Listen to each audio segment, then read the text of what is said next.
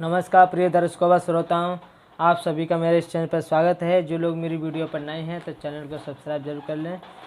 मैं श्रीमद् भागवत कथा सार से बोल रहा हूं। आज मैं शरीर के बारे में बोलना चाहूँगा। श्रीमद् भागवत कथा से के शरीर के अंदर, हमारे इस शरीर के अंदर क्या क्या है, ये जानना बहुत आवश्यक है। इन्हें जानना, इन्हें पहचानो कि ये हमारे शरीर में जो है इंद्रिय क्या है, मन क्या है, बुद्धि क्या है, ये आत्मा क्या है।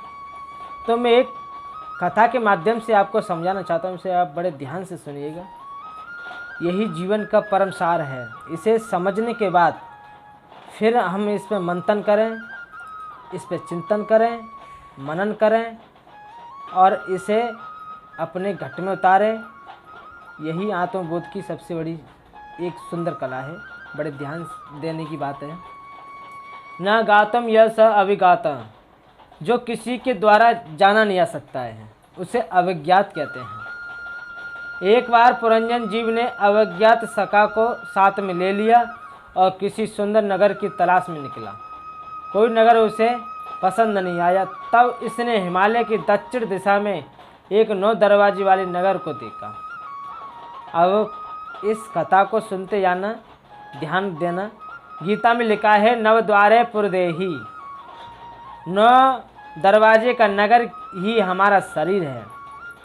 शरीर में 9 दरवाजे होते हैं। 2 कान, 2 आँख, 2 नासिद्रिय, 1 मुख, 1 उपजेंद्रिय इंद्रिय आदि। इस प्रकार शरीर में 9 द्वार हैं। इस पुरंजन नाम के जीव ने शरीर रूपी नगर में प्रवेश किया। जैसे ही नगर के अंदर गया, सज्जनों, एक परम सुंदरी नारी को देखा जो नगर के भीतर बैठी थी। लोग बाहर सुंदर नारी को देखकर मोहित हो जाते हैं, लेकिन हमारे अंदर भी एक सुंदर नारी है? तो उसे जानो, वो क्या है। उसने पूछा, देवी आपका परिचय क्या है। नारी बोली, मेरा परिचय ये तो मैं भी नहीं जानती, लेकिन मुझे अपने साथ रखोगे तो मैं तुम्हारा सहयोग जरूर करूंगी। उसका नाम रख दिया पुरंजनी। उसी नारी को हम कहते हैं बुद्धि। ये बुद्धि है नारी।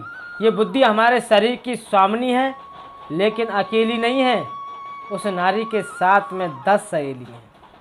वो 10 सहेली हैं, 5 ज्ञानेंद्रियाँ और 5 कर्मेंद्रियाँ।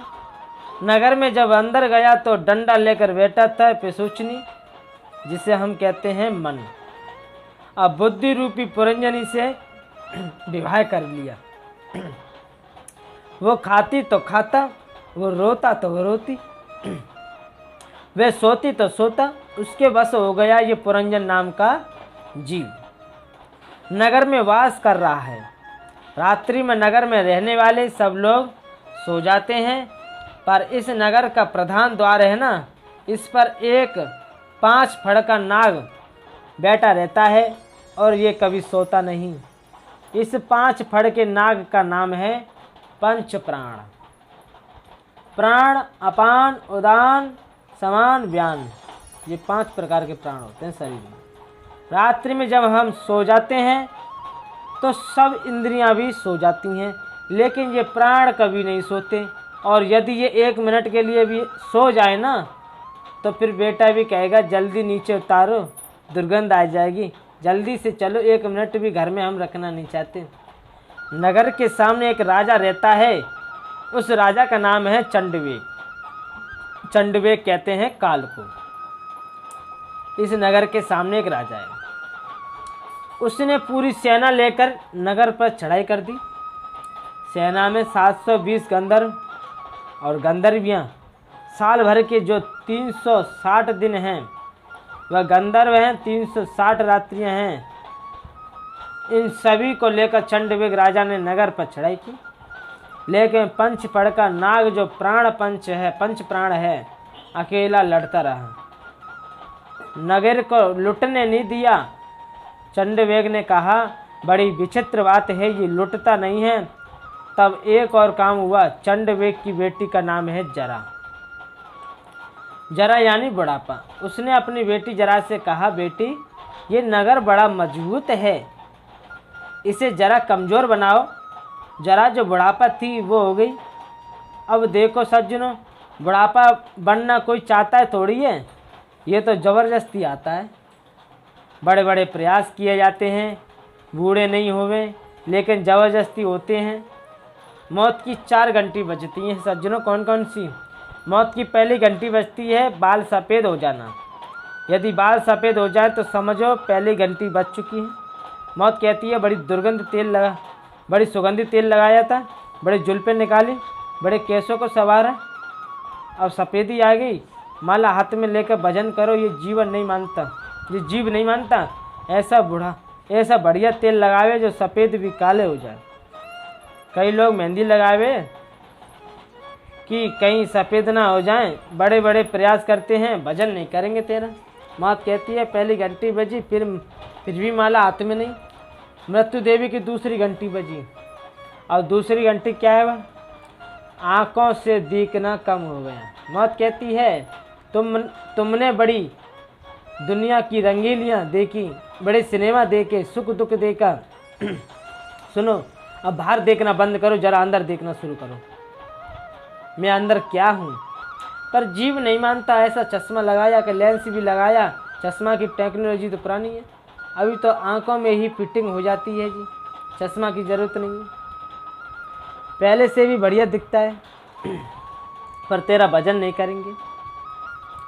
तीसरी घंटे बजी, तीसरी घंटी क्या है? 32 दांत निकल कर बाहर आ गए। मौत कहती है बड़े तुमने मिर्च के पकौड़े खाए हैं, बड़े चना और जो गरम खाया था, अब तो दांत नहीं रहे, दलिया खाकर भजन करो, हैं गाय का दूध पीकर भजन करो। परंतु जीव नहीं मानता। ऐसा बढ़िया सेट बंधवाता है लेकिन भजन नहीं करूँगा। मृत्यु की चौथी घंटी बजी। चौथी घंटी क्या है? कमर 3 जगह से टेढ़ी हो गई। मौत कहती है बड़े छाती तान कर चलते थे, मैं भोगी हूँ, मैं सेठ हूँ, मैं पंडित हूँ, छाती तान कर दुनिया के सामने चलते हैं। भैया अब कमर झुक गई है, बुढ़ापा आ गया है, अब तो झुकना सीखो, अब तो सभी में राम देखकर प्रणाम करना सीखो, कीर्तन शुरू करो गोविंद का। लेकिन जीव नहीं मानता सज्जनों, वो च्यवन प्रकाश खाना शुरू कर दिया। केसरी जीवन खाता है, स्वर्ण भस्मी खाता है, नहीं बनूंगा वृद्ध, नहीं करूंगा भजन। 4 घंटी बजने के बाद भी जब माला हाथ में नहीं आई तो सज्जनों 5वां तो फिर सीधे घंटा बजता है। आया है सो जाएगा, राजा रंग फकीर, कोई सिंहासन छड़ चला, कोई बंधा जंजीर। हैं क्या हुआ? आए थे यूं ही चले गए, लेकिन इस तत्व को नहीं जान पाए कि ये तत्व क्या है, ये शरीर क्या है। इस शरीर की पहचान नहीं की। जिसने इस शरीर की पहचान कर ली, अपने स्वरूप की पहचान कर ली कि मैं कौन हूँ, मैं क्या हूँ, मुझे किस रूप में रहना चाहिए, मेरा स्वरूप क्या है। भाई हम भागवत पढ़ते हैं, गीता पढ़ते हैं, रामायण पढ़ते हैं, इन ग्रंथों को पढ़ते हैं किस लिए? कि हमें आत्मबोध हो जाए, हमें अपने स्वरूप की पहचान हो जाए, हमारा स्वरूप क्या है, और परमात्मा में ये मन सदा के लिए लग जाए, एक रस हो जाए। तो मैंने इस कथा के माध्यम से आपको जो समझाया है, इस पर चिंतन करना, मनन करना, और अगर हम अपने जीवन में परिवर्तन नहीं लाएंगे, अपने जीवन में सुधार नहीं करेंगे, अपने की खोज नहीं करेंगे, तब तक हम परमात्मा को जान नहीं सकते। अपने स्वरूप की पहचान करना परमात्मा को जानना ही है। तो मेरे प्यारे श्रोताओं, भक्तजनों, आप लोगों को ये वीडियो मेरी कैसी लगी कमेंट बॉक्स में बताएं। जय श्री कृष्ण, जय